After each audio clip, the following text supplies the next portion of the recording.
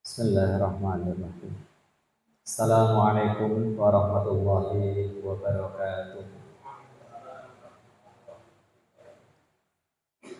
Alhamdulillah wa syukrulillah wa la hawla wa la quwata illa billah. Asyhadu an la ilaha illallah wa la syarika lahu wa asyhadu anna Muhammadan abduhu wa rasuluhu la rasulullah wa la nabiyya ba'da. Amma ba'du.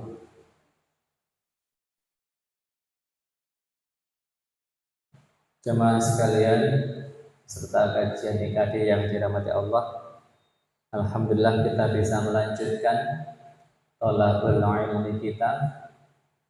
Al-ilmu bitta'allum, ilmu itu dengan cara belajar, dan hari ini kita melanjutkan belajar kita dari sebagian ilmu yang bisa kita pelajari, dan tema yang akan kita bahas pada kesempatan sore malam hari ini adalah tentang sholat rawatib. Hadirin yang saya hormati, baik yang hadir langsung di Masjid Ummul Qura Ngares Trenggalek maupun yang menyimak di kanal media sosial yang bisa diakses baik Facebook, Instagram maupun YouTube. Hari ini kita istimewa ya, ngaji kita Ahad tanggal 20 Oktober 2024. Kenapa kira-kira? Ya. Bertepatan dengan apa? Santri mungkin tidak bisa mengakses HP dan televisi, tidak tahu informasi ya. Hari ini kita bertepatan ngaji kita dengan pelantikan ya Presiden dan Wakil Presiden terpilih tahun 2024 yang terselenggara pada tanggal 14 Februari 2024 kemarin, dan hari ini 20 Oktober 2024 dilantik beliau Bapak Prabowo Subianto sebagai Presiden dan Bapak Raka Buming Raka sebagai Wakil Presiden. Kita doakan semoga beliau berdua dan seluruh jajaran kabinet yang akan terbentuk akan mendapat pertolongan dan rahmat dari Allah untuk memudahkan amanat yang beliau emban ya, memimpin negeri ini, baik yang dulu memilih beliau ataupun yang tidak, semuanya mendapatkan kemudahan dalam memberikan penghormatan, penghargaan dan doa terbaik untuk beliau sehingga Allah memberikan kemudahan dalam menunaikan amanat itu. Dan semoga seluruh pihak yang kemudian pada saat kontestasi sedikit ada riuh, kemudian bisa damai dan selanjutnya dalam suasana kebersamaan, harmoni, bisa menunaikan seluruh kewajiban sesuai dengan tugas masing-masing, baik yang ada di eksekutif ya, presiden atau presiden beserta seluruh kabinet, maupun yang di legislatif baik MPR, DPD, DPR RI, DPRD provinsi, DPRD kabupaten kota dan seluruhnya. Bapak Ibu hadirin sekalian, kita akan belajar tentang sholat rawatib. Kalau sholat fardu kita sudah paham ada berapa? Ada 5, maghrib, isya, subuh, zuhur dan asar. Dan khusus dari Jumat kita ada kewajiban sholat Jumat. Nah, itu adalah sholat yang wajib. Ada sebutan sholat sunnah yang dinamakan sholat rawatib. Apa sholat rawatib? Rawatib adalah bentuk jamak dari rotib, yang artinya sesuatu yang tersusun rapi. Kita sudah sangat akrab dengan istilah tertib, ya. Jadi dinamakan rawatib karena sholat ini berada pada mengiringi sholat wajib. Kalau sholat rawatib dilaksanakan sebelum sholat wajib dinamakan sholat qobliyah, ya. Dan kalau sholat sunnah dilakukan setelah sholat wajib disebut dengan sholat sunnah ba'diyah. Salah satu fungsi sholat rawatib adalah menyempurnakan, ya, sholat wajib kita yang kurang. Hadirin sekalian, apakah ketika kita melaksanakan sholat kita sudah benar-benar merasa 100% diterima sholat kita, atau tidak ada celah sama sekali dalam sholat kita? Saya kira sangat susah, ya. Sebagian kita selama sholat barangkali ada yang teringat sesuatu sehingga melalaikan sholat. Selama sholat kita barangkali ada gerakan yang tidak perlu dilakukan, yang mengganggu konsentrasi kita sholat dan seterusnya. Dan sholat wajib itu dengan berkurangnya kesempurnaan akan bisa sedikit dilengkapi dengan sholat sunnah rawatib. Hadis Abu Dawud dengan derajat hasan oleh Al-Albani. Inna rajula layang sorifu wa ma kutiba lahu illa ashru sholatihi tus'uha sumunuha subu'ha sampai seterusnya. Hadis yang artinya sesungguhnya seseorang ketika selesai dari sholatnya, maksudnya sholat wajib, hanya tercatat baginya 1/10, 1/9, 1/8, 1/7, 1/6, 1/5, 1/4, 1/3, separuh dari sholatnya. Artinya apa? Tidak penuh, ya. Ada hal yang kosong, ada hal yang gratis, atau ada hal yang, ya, berkurang dari sholat kita. Dan sholat sunnah rawatib itu menggenapi itu. Rasulullah kemudian melanjutkan sabda yang artinya sesungguhnya, dalam hadis lain, sesungguhnya amalan yang pertama kali akan diperhitungkan di hari kiamat dari manusia adalah amalan-amalan mereka dari sholat, ya. Dari amalan-amalannya adalah sholat. Kemudian Allah Ta'ala mengatakan pada malaikat, dan Dia Allah lebih mengetahui tentang sesuatu, lihatlah kalian pada sholat hambaku, apakah sempurna ataukah memiliki kekurangan. Jika sholatnya sempurna, maka akan dicatat baginya pahala sempurna. Namun, jika sholatnya terdapat kekurangan, maka lihatlah oleh kalian apakah hambaku memiliki amalan sholat sunnah. Ya, ini ya. Jika ia memiliki sholat sunnah, maka sempurnakanlah pahala bagi hambaku dikarenakan sholat sunnah yang dia lakukan. Kemudian amalan-amalan lainnya hampir sama seperti itu. Hadis Abu Dawud sahih oleh Al-Albani. Jamaah sekalian, sekali lagi saya kira masing-masing kita memiliki kekurangan. Apakah kehusuan, apakah pakaian yang barangkali kurang begitu sering kita pakai untuk sholat, apakah konsentrasi dalam hal penunaian gerakan dan seterusnya. Dan sholat wajib kita itu dengan kekurangannya bisa tergenapi, ya, oleh sholat sunnah kita. Hadis Ummu Habibah, ini tentang keutamaan sholat sunnah rawatib, ya. Hadis Ummu Habibah. Ummu Habibah ini kan salah satu istri Rasulullah SAW. Ketika beliau mendapatkan informasi tentang keutamaan sholat rawatib 12 rakaat, ya. Coba nanti santri semuanya kira-kira sudah merasa bisa mengerjakan sunnah rawatib 12 rakaat atau belum, ya.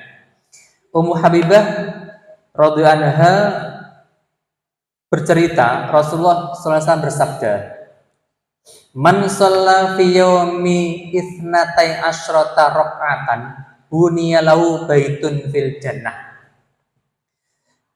Kalau informasi ini dari orang yang di sekeliling kita dan kita mempercayainya, kita akan sangat bersegera mengikutinya. Informasi ini datang dari Rasulullah. Karena itu kita mestinya sangat bersegera untuk menunaikannya. Begini beliau mengatakan, barang siapa sholat sunnah, maksudnya rawatib, dalam sehari semalam sebanyak 12 rakaat, maka akan dibangunkan untuknya sebuah rumah di surga. Hadis An-Nasa'i. Ummu Habibah, salah satu istri Rasulullah, ketika mendapat informasi ini, beliau mengatakan, aku akan mengerjakannya seumur hidupku. Kita, Ummu Habibah itu istri Nabi, yang jelas dijamin surganya, dijamin level surganya, ketika mendapat informasi kebaikan sholat sunnah rawatib seperti itu. Kalau kita, yang bukan Nabi, bukan keponakan maupun famili Nabi, mestinya lebih bersegera karena belum ada jaminan surga buat kita. Nabi SAW juga bersabda tentang rincian sholat sunnah 12 rakaat itu. Man shalla fi yaumin wa lailatin itsnatai sintai asyrata rakaatan buniya lahu baitun fil jannah. Arba'an qabla zuhri wa rak'ataini ba'daha wa rak'ataini ba'dal maghribi wa rak'ataini ba'dal isya'i wa rak'ataini qabla sholatil fajri. Siapa yang sholat sunnah rawatib 12 rakaat sehari semalam, maka akan dibangunkan sebuah rumah baginya di surga. Mari kita hafal rinciannya. 4 rakaat sebelum zuhur, 2 rakaat setelah zuhur, 2 rakaat setelah maghrib, 2 rakaat setelah isya, dan 2 rakaat sebelum subuh. Kalau tidak hafal, berarti mungkin belum melakukan. Santri, kalian kan enak di pondok ya, terkondisi jadwalnya jelas begitu, schedule hariannya sudah tertata oleh pihak pesantren. Manfaatkan ini, semua kegiatan optimalkan. Nanti kalau kamu sudah terjun di masyarakat, belum tentu bisa menjaga sholat semudah ketika masih di pesantren. Jaga ya. Apa tadi? 4 rakaat sebelum zuhur, 2 rakaat sesudah zuhur, 2 rakaat sesudah maghrib, 2 rakaat setelah isya, dan 2 rakaat sebelum subuh. Genap berapa? 12 rakaat. Ini saya membuat perumpamaan pertama untuk santri. Siapa yang bisa, ini misalkan siapa yang bisa sowan ke Ustadz Yai sehari semalam sebanyak 12 kali, maka akan mendapat nilai seluruh pelajaran dengan nilai minimal 80, misalkan seperti itu. Mau enggak kira-kira itu? Makanya kalian rajin silaturahmi ke Ustadz sebanyak 12 kali sehari semalam sesuai dengan aturannya. Kenapa? Ingin dapat nilai maksimal. Ini Rasulullah menjanjikan surga, dibangunkan rumah di surga bagi yang melazimkan, membiasakan sholat sehari semalam berapa? 12 rakaat sholat rawatib. Mari berusaha menjaga. Selanjutnya, man hafazo, siapa yang hafal, merutinkan, menjaga sholat sunnah 4 rakaat sebelum zuhur, 4 rakaat sesudah zuhur, maka diharamkan untuknya neraka. Ini hadis lain, ternyata zuhur itu sangat maksimal sholat wajib dan sholat sunnahnya. Yang tadi kan berapa rakaat? 4 rakaat sebelum zuhur. Ini hadis lain meskipun tidak masyhur, tapi kita bisa mengerjakan juga 4 rakaat setelah zuhur. Ini luar biasa ini, panjang ya.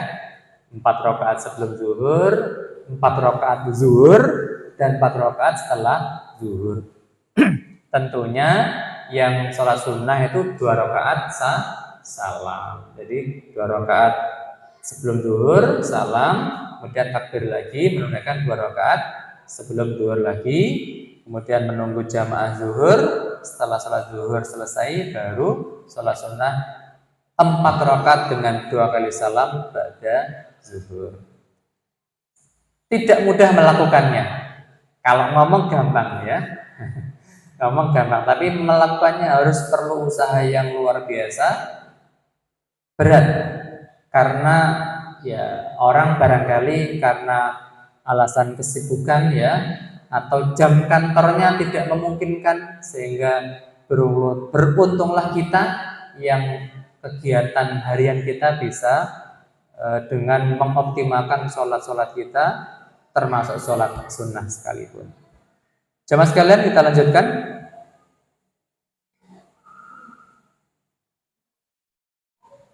Hadis lain muttafaq alaih, hampir sama, bersumber dari sahabat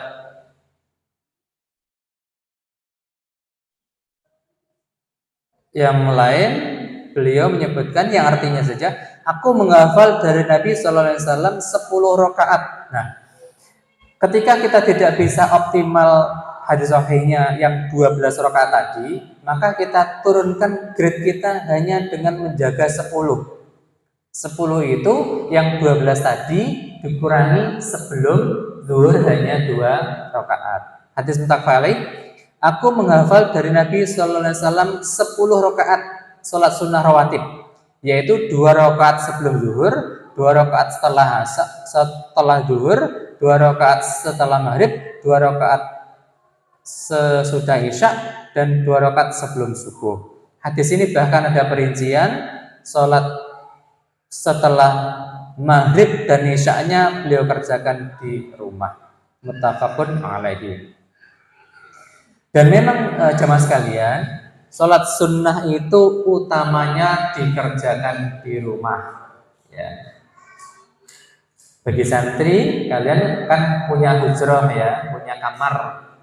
Coba kamarmu usahakan juga gunakan untuk sholat. Usahakan kamarmu juga pernah mendapat ya catatan malaikat pernah digunakan sholat sunnah, belajar Quran, menghafal Quran, dan seterusnya. Jangan hanya catatannya malaikat kamar hanya digunakan tidur tok ya.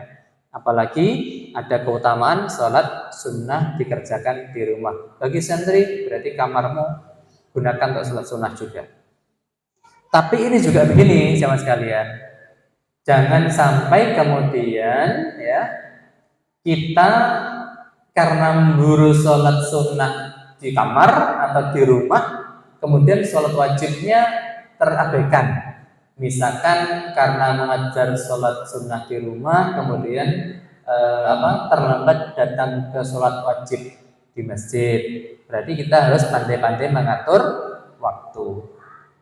Apalagi ya, sholat itu adalah kewajiban yang telah ditentukan waktunya oleh Allah untuk kaum muslimin. Innas sholata ya kanat 'alal mu'minina kitaban mauquta. Sesungguhnya sholat adalah kewajiban yang telah ditentukan waktunya untuk kaum muslimin. Ini hadisnya dari Bukhari sahih. Fa inna afdhalal sholatil mar'i fi baitihi illa sholatal maktubah. Sesungguhnya sebaik-baik sholat seorang hamba itu, seseorang itu sholatnya terbaik adalah di rumahnya, kecuali sholat wajib. Idealnya berarti 4 rakaat zuhur misalkan di mana? Di rumah, lalu berangkat ke masjid. Tapi kalau ada risiko misalkan karena jarak rumah dengan masjid yang lumayan jauh, khawatir tertinggal sholat, minimal masbuk tertinggal, maka lebih baik kita juga tidak apa-apa sholat di masjid sunnahnya tadi. Selanjutnya tentang sholat sunnah ini ya. Sholat sunnah di masjid juga tidak dilarang ya, meskipun yang utama di rumah, karena kita perlu syiar ya. Misalkan semua santri di sini ya, setelah sholat wajib kemudian prung bubar di kamar ya. Adakah jaminan mengerjakan sholat sunnah? Kok ternyata enggak. Langsung teringat kitab, teringat buku ya, teringat kegiatan lain, jadwal makan misalkan ya. Daripada kemudian hilang sholat sunnah ya, termasuk syiar menegakkan amalan sunnah, silahkan kerjakan di musola atau masjid saja, baru bubar itu ya, baru ke tempat masing-masing. Karena masing-masing kita itu kan memiliki ujian. Lek wis metu ke masjid, sembarang penggawean kesibukan malih ke ketara, motore sing urung dicuci, ke mobilnya yang belum dipanaskan, atau aktivitas rumah bagi ibu barangkali ketika pulang ya kemudian sudah kelihatan semua aktivitas rumah sehingga ibadah sunnah kadang-kadang terlalaikan. Lebih baik tuntas juga di masjid baru pulang. Sekarang kita lanjutkan agar bisa maksimal sebelum isya kita sudah tuntas. Ada beberapa pertanyaan seputar sholat rawatib. Bolehkah menggabungkan niat sholat rawatib? Berikut salah satu ulama, Syekh Abdurrahman As-Sa'di rahimahullah berkata, apabila seseorang masuk masjid di waktu sholat rawatib, maka ia bisa mengerjakan sholat 2 rakaat dengan niat sholat sunnah rawatib dan sholat tahiyatul masjid. Dengan demikian, dia mendapat keutamaan keduanya. Dan demikian juga sholat sunnah wudhu bisa digabung dengan keduanya, yaitu sholat sunnah rawatib maupun tahiyatul masjid, atau digabungkan dengan salah satu dari keduanya. Artinya, ketika waktu sangat terbatas dan kita tidak ingin kehilangan sholat sunnah rawatib, maka dengan meniatkan sholat rawatib kita tadi dengan sekaligus sholat tahiyatul masjid, itu sudah bisa menggugurkan. Syekh Utsaimin mengatakan, tidak ada sholat sunnah rawatib sebelum dan sesudah asar. Ini tentang sholat sunnah rawatib asar ya. Ini kalau saya mengambil ibrah itu kan, asar itu kan sebagian kita kan termasuk waktu yang sibuk ya. Jadi ada hikmahnya, ada syariat, tidak ada perintah sholat rawatib asar. Meskipun hadis lain menyebutkan ada, tapi tidak termasuk yang rawatib. Tapi sholat sunnah mutlak bagi yang pingin. Tidak ada sunnah rawatib sebelum dan setelah asar, namun disunahkan sholat mutlak sebelum sholat asar. Masuk masjid misalkan sambil tahiyatul masjid, imamnya belum datang, kita sholat sunnah 2 rakaat, sholat mutlak pokoknya sholat yaitu sholat mutlak sebelum asar. Fatwa Syekh Utsaimin. Selanjutnya, apakah ada sholat qobliyah sebelum Jumat? Ya, menurut santri ada enggak? Ada? Kalau sebelum zuhur jelas ada, bisa 2, bisa 4, ya dengan 2 kali salam kalau 4 tentunya. Kalau qobliyah Jumat, gimana? Gimana? Qobliyah Jumat, silahkan dengarkan Syekh Abdul Aziz bin Baz rahimahullah ya, salah satu mufti Arab Saudi, mengatakan tidak ada sunnah rawatib sebelum Jumat, sebelum sholat Jumat, berdasar pendapat yang terkuat di antara 2 pendapat ulama. Akan tetapi disyariatkan bagi kaum muslimin yang masuk masjid agar mengerjakan sholat sunnah beberapa rakaat semampunya. tapi bukan rawatib qobliyah Jumat. Itulah pentingnya niat, agar lurus apa yang kita kerjakan, agar benar-benar sesuai dengan ketentuan. Kalau kalian para santri di sana, kalau bapak ibu mungkin barangkali, kalau ibu-ibu belum tidak Jumatan ya, bapak-bapak Jumatan biasanya kalau waktunya mepet ya hanya 2 rakaat tahiyatul masjid. Kalau datangnya awal itu bisa beberapa rakaat sholat menunggu imam, sholat mutlak, sholat tahiyatul masjid dan seterusnya. Oh iya, mau mengingat tentang Jumatan, mari kita menghafal ya, mengingat ya, kebiasaan Jumat dari masjid yang kita ikuti. Ada sebagian masjid yang khutbah Jumatnya itu ditegakkan atau dimulai saat masuk waktu zuhur. Misalkan hari-hari ini zuhur jam berapa? Santri tanpa lihat timer, tahu nggak? Sekitar 11.21, 11.21, 11.22 begitu ya. Nah, masjid-masjid tertentu azan Jumat artinya khutbah naik, khotib naik mimbar untuk berkhutbah sesuai dengan masuknya zuhur. Ya. Berarti kita harus menghafal betul masuk waktu zuhur. Atau kalau masjid-masjid tertentu ada dibantu dengan lantunan tilawah misalkan, kita harus tetap memperhatikan. Ada masjid yang masuk Jumatannya jamnya jamati. Ada masjid yang naik mimbar sang khotib jam 11.45, ada yang jam 11.50. Mari kita benar-benar memperhatikan ya akan kegiatan Jumatan kita. Jangan kita telat ya, apalagi Jumatan itu kalau telat termasuk seperti biasa. Bohong kalau kita termasuk yang sangat cinta dengan ibadah ketika kita Jumatannya hanya sekali satu Jumatan seminggu pun kita terlambat kedahuluan khotib naik mimbar, ya semoga tidak. Kalau ba'diyah Jumat, sholat sunnah setelah sholat Jumat, ada nggak? Ada. Abu Hurairah radhiyallahu anhu berkata, Rasulullah SAW bersabda, apabila seseorang di antara kalian mengerjakan sholat Jumat, maka sholatlah sesudahnya 4 rakaat. Berapa? 4 dengan 2 kali salam. Ya, kalau pengen maksimal. Syekh bin Baz mengatakan, adapun sesudah sholat sunnah, adapun setelah sholat Jumat, maka terdapat sunnah rawatib sekurang-kurangnya 2 rakaat, maksimal 4 rakaat. Syekh bin Baz mengatakan selanjutnya, ya, disyariatkan ketika safar meninggalkan sholat sunnah rawatib kecuali sholat witir dan sholat sunnah rawatib sebelum subuh. Ya.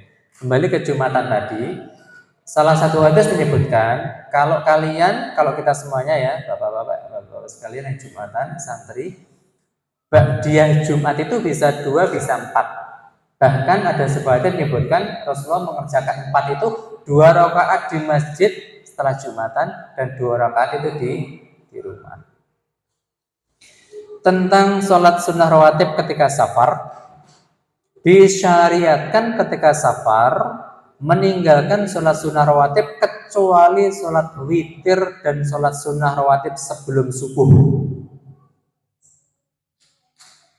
Di antara 10 atau 12 rakaat rawatib itu yang mendapatkan ranking 1 adalah, ini istilah saya ya, yang rankingnya 1 adalah sholat sunnah qobliyah subuh. Coba ini saya tanya ya random ya, 2 santri pondok, sholat sunnah qobliyah subuh terjaga? Yang kaos hitam? Dereng. Yang baju koko putih? Kok senyum? Jaga le ya, jaga. Mumpung masih mondok. Kalau nanti sudah tidak mondok lagi, belum tentu ya, karena kalian masih mondok itu alhamdulillah ada yang mengingatkan, ada yang membangunkan, tersistem amalan kita ya, terschedule, tertata rapi jadwalnya. Manfaatkan itu ya. Rakaatul fajri khairun minad dunya wa ma fiha. 2 rakaat qabliyah subuh itu lebih baik dari dunia seisinya. Dunia seisinya kalau dinominalkan duit berapa? Meskipun tidak hanya dari sudut pandang materi lah ya. Mari kita semangat. Selanjutnya, bolehkah rawatib itu diqadha? Jadi merasa menyesal kehilangan rawatib kemudian kita mengqadha. Dari Anas radhiyallahu anhu, Rasulullah sallallahu alaihi wasallam bersabda, barang siapa lupa akan sholatnya, maka sholatlah ketika dia ingat, tidak ada tebusan kecuali hal itu. Muttafaqun alaihi. Syekh Islam Ibnu Taimiyah mengatakan, dan hadis ini meliputi sholat fardu, sholat malam, sholat witir, dan sholat rawatib. Majmu' Fatawa Ibnu Taimiyah. Artinya, ketika kehilangan sholat rawatib, kita bisa mengganti langsung di waktu kita ingat. Abu Hurairah mengatakan, Nabi SAW bersabda, apabila iqamah telah, ini kemudian tema berikutnya, ketika sudah iqamah, bagaimana sikap kita saat kita mau sholat kita sedang sholat sunnah rawatib qabliyah? Ya. Nabi bersabda, apabila iqamah sholat telah ditegakkan, maka tidak ada sholat kecuali sholat fardu. Hadis Muslim. Sebenarnya ya ada baiknya semangat sholat sunnah, tapi lebih bijaksana kalau kita memperhatikan waktu iqamah. Apalagi di banyak tempat ibadah di masjid mushola sudah ada timer iqamah. Kalau diikuti dengan tertib, iqamah tersisa 20 detik misalkan, memaksakan sholat sunnah, itu saya kira tidak bijaksana. Kalau pengen sholat sunnah maksimal qobliyahnya, silakan datang di awal waktu, ya, di awal waktu ambil soft depan dan bisa optimal sholat sunnahnya. Jangan membuat perasaan tidak nyaman di jamaah lain. Imam Nawawi ini salah satu imam yang bermadzhab Syafi'i ya. Pada hadis ini terdapat larangan yang jelas dari mengerjakan sholat sunnah setelah iqamah sholat ya, dikumandangkan. Setelah iqamah sholat dikumandangkan, ada larangan tetap mengerjakan sholat sunnah. Sekalipun sholat sunnah rawatib seperti rawatib subuh, zuhur, asar, dan lainnya. Terus bagaimana langkah kita ketika sudah pas waktu sholat sunnah kok kemudian qomat? Dihentikan. Jadi ketika iqamah ditegakkan, itulah amal terbaik kita adalah sholat, menata shaf untuk sholat berjamaah. Hentikan sholat yang lainnya. Ini, bolehkah memutus sholat rawatib ketika sholat fardu ditegakkan? Nah ini.